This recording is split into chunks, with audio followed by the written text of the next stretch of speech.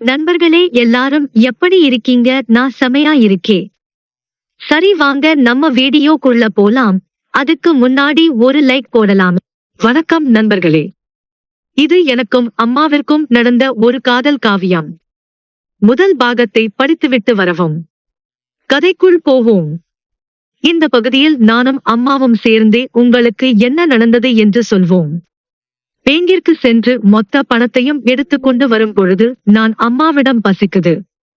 போகும் வழியில் சாப்பிட்டு போகலாம் என்று சொன்னேன். அவளும் சரிடா எனக்கும் பசிக்குது சாப்பிடலாம் என்று சொன்னாள். காஞ்சிபுரத்தில் மிகப்பெரிய ஹோட்டல். உள்ளே போனோம். டேபிளில் அமர்ந்தோம். வெயிட்டர் எங்களிடம் வந்தார். அப்பொழுது என் மகன் கை கழுவலாம் என்று ரெஸ்ட் ரூம் வரை சென்றான். அப்பொழுது அவனது மொபைல் டேபிளில் வைத்துவிட்டு சென்றான். அப்பொழுது அவனுக்கு ஒரு கால் வந்தது. நான் ஹலோ என்று சொல்வதற்கு முன்னதாகவே அங்கிருந்து யாரோ ஒருவன் மச்சான் அடுத்த மாசம் நானும் என் லவ்வரும் கொடைக்கானல் போறோம். நீ உன் லவ்வரை கூட்டிட்டு வந்துடுடா என்று சொல்லிவிட்டு போனை கட் செய்து விட்டான். போன் டிஸ்பிளே வால் பேப்பரில் நானும் அவனும் எடுத்துக்கொண்ட போட்டோ இருந்தது. ஆனால் அதில் ஒன்று வித்தியாசமாக உள்ளது. என்னவென்று பார்த்தால் அவன் கூட இருக்கும் பெண் நான் தான். ஆனால் அவள் டி ஷர்ட்டும் ஜீன்ஸ் பேண்ட்டும் அணிந்திருந்தாள்.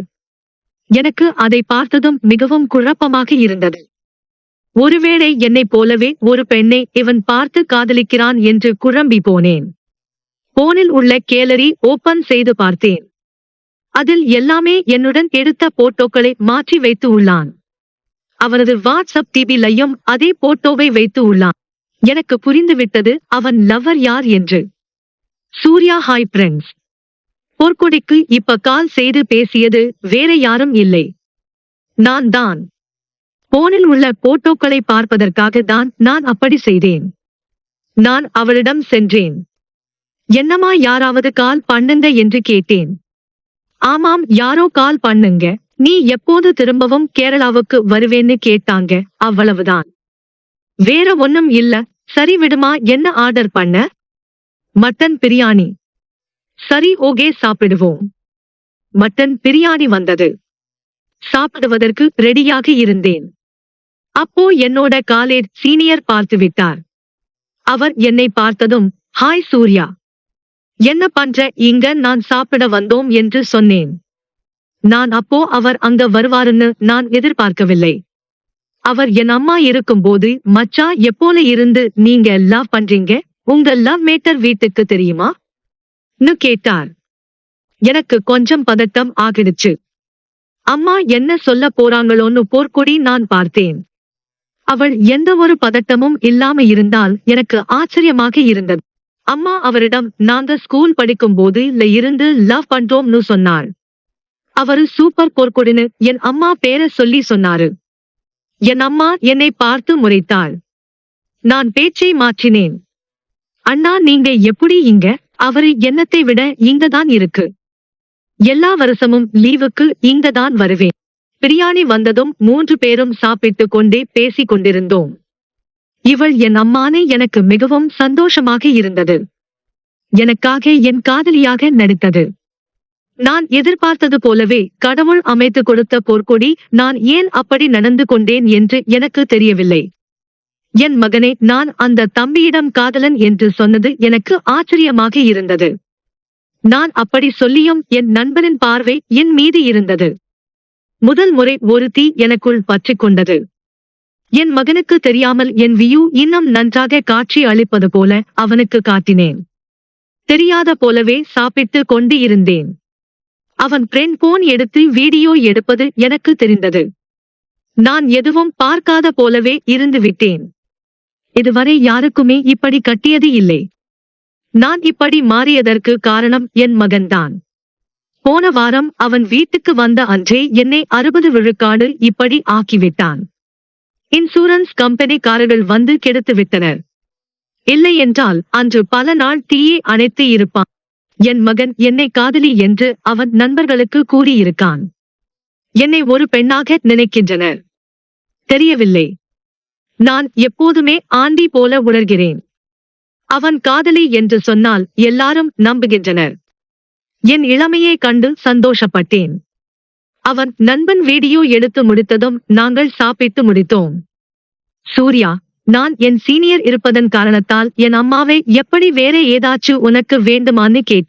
அவள் வேணாம்தா என்று சொன்னாள். நான் இங்கு ஆட்டுக்கால் சூப் நல்லா இருக்கும் சாப்பிடலாம் என்று சொன்னேன். அவள் சரி என்று சொன்னாள். பொற்கொடி. அவன் போனதும் அந்த பையனிடம் உன் பெயர் என்ன என்று கேட்டேன். அவன் வருண் சொன்னான். நான் போர்க்கொடி சொன்னேன். உங்க வயசு என்ன என்று கேட்டான். நீயே கண்டுபிடின்னு சொன்னேன். வருண் உங்களுக்கு 20 வயசு இருக்கும் சொன்னான். எனக்கு ஒரு சந்தோஷம் வெளியில காட்டிக்கல. நான் என் வயசு 30 சொன்னேன். அவன் அப்படியா, எப்படி உங்களுக்கு உள்ள லவ் ஆச்சுன்னு கேட்டான். அது பெரிய கதை. அவன் என் மாமா பையன்னு சொல்லி அவனை நம்ப வச்சேன். எப்போ வருண்? ஹாய் ஃப்ரெண்ட்ஸ், இந்த பிளான் நானும் சூர்யாதான். போட்டோ பிளான் போலவே பக்காவா போய் கொண்டு இருக்கிறது. சூர்யா கால் பண்றேன். போர்க்கொடி, ஒரு நிமிஷம் கால் வருது பேசிட்டு வரேன்னு சொன்னேன். அவ புருவம் மட்டும் உயர்த்தி நான் ஏதும் சொல்லல சொல்லு மச்சா. டேய் நாம பிளான் ஓகே, அடுத்த என்ன பண்ணணும் சொல்லுடா மச்சா. நீ ஒரு ஷார்ட் பிலிம் எடுத்துட்டு இருக்க, அதுக்கு ஹீரோயின் வேணும் தேடிட்டு இருக்கான். பொற்கொடி, நீங்க செமையா இருக்கீங்க, அந்த லோகோ நடிக்கணும். ஆசை இருந்தா சொல்லுங்க, என் நம்பர் இதுதான். கொடுத்துட்டு போடா மச்சா. மீதி நான் பாத்துக்குறேன். ஓகேடா. நெக்ஸ்ட் வீக் நாம கேரளா போயிடலாம். சரிடா, நான் பாத்துக்குறேன். சூர்யா வருண் நான் சொன்ன போலவே பேசிட்டு நம்பர் கொடுத்துட்டு போயிட்டு நான் சூப் வாங்கிட்டு போனான். அதுக்குள்ள வருண் போயிட்டான். பொற்கொடி, தேய் சூர்யா, என்னடா என்னை இப்படி நடிக்க வச்சிட்ட? எனக்கு ஒரு மாதிரி இருக்குடா. என்னம்மா சாரி அம்மா, சூப்லாம் வேணாம் போலாம் வான்னு சொன்னாள்.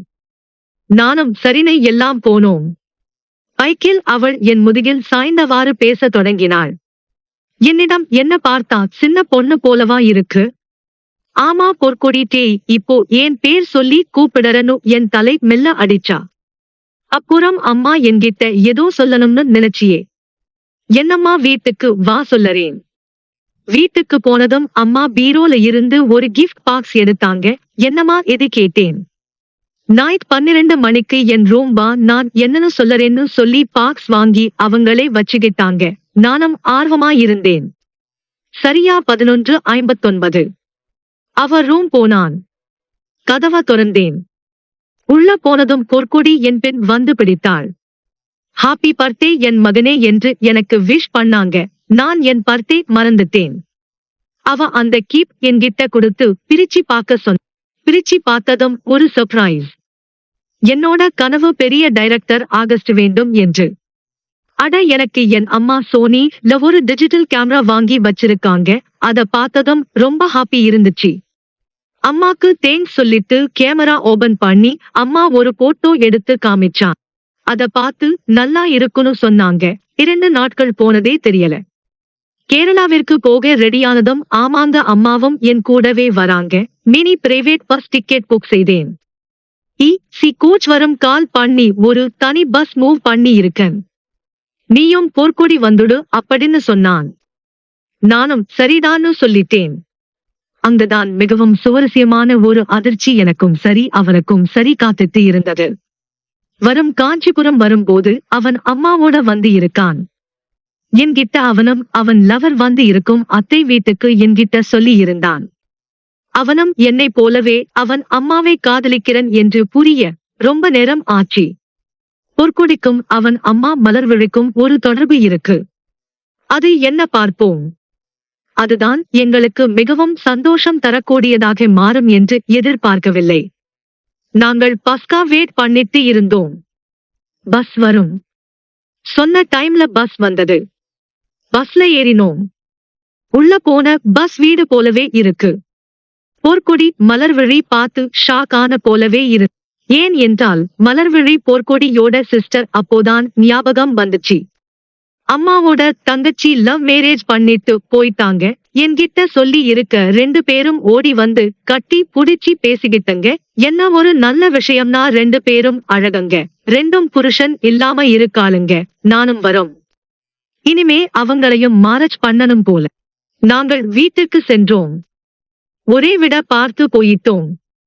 நாங்க காலேஜ் போயிட்டு உன்னதான் வருவோம். அப்போ நாங்க அவங்களுக்கு ஒரு பிளான் போட்டோம். சீக்கிரமா இவளுங்கள ரெடி பண்ணி மேரேஜ் பண்ணணும்னு பேசிட்டு இருந்தோம். மலர்விழி அக்கா பொற்கொடி நாம வாழ்க்கை இப்படி ஆகும்னு எதிர்பார்க்கல. பொற்கொடி ஹோம் மாட்டி என்ன பண்றது? நாம தலையெழுத்து அப்படி இருக்கு. முடிஞ்சத பத்தி பேச வேண்டாம் டி. சரி அக்கா. சூர்யா நானும் வருண் வீட்டுக்கு வந்தோம். நாங்க போட்ட பிளான் ஸ்டார்ட் பண்ணோம்.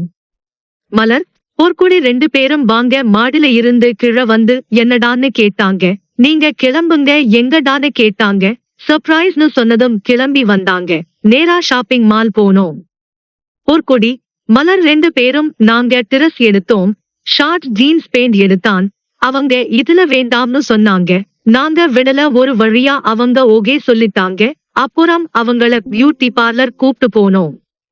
அங்க ஹேர் கட் பண்ணிட்டு பார்த்தா 2 பேரும் சும்மா செம அழகியாக இருந்தா. அடுத்த கட்டமாக வருண் என்னிடம் மச்சானி வீட்டுக்கு போய் பிளான் படி நெக்ஸ்ட் மொமெண்ட் ஸ்டார்ட் பண்ணுடா. அவனும் ஓகே நான் போறான். இவனுங்கள யாராவது போறாங்க மச்சா சொன்ன. நான் டேய் நாம பிரடேஸ்டா சொல்லி சிரிச்சா. அவனும் அதுவும் கரெக்ட் தான் சொல்லிட்டு அவன் போயிட்டான். பியூட்டி பார்லர் எல்லாம் ஒர்க் முடிஞ்சது. இப்போ யார பார்க்கறதுன்னு எனக்கு குழப்பம் ஆகிடுச்சு. மலர் அக்கா சொல்லுடி. இவனுக்கு நம்மள ரொம்ப லவ் பண்றதா? அக்கா எனக்கு தெரியும்டி. நானும் அதை யோசிச்சுட்டு இருக்கான். கொஞ்சம் நாளில் நான் உங்கிட்ட பேசலாம்னு இருந்தேன். அங்க பாருங்க அக்கா எல்லாரும் ஜோடியா இருக்காங்க. நாமளும் அது போலவே இருந்தா இப்படி இருக்கும். நம்ம பசங்க உடனே இப்படி.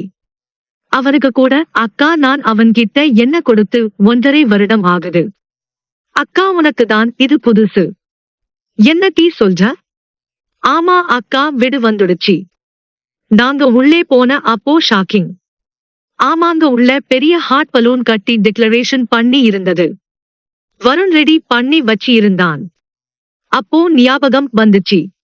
ஷாப்பிங் மாலா எல்லாம் ஏன் இன்னைக்கு ஜோடியா நிறைய பேர் இருந்தாங்க. இன்னைக்கு லவர் டே எனக்கு என் மகன் சூர்யா ப்ரோபோஸ் பண்ணான். செமையா நான் இம்ப்ரெஸ் ஆகி அவனுக்கு முத்தம் கொடுக்க எங்களின் ஆட்டம் இனிதே ஆரம்பித்தது.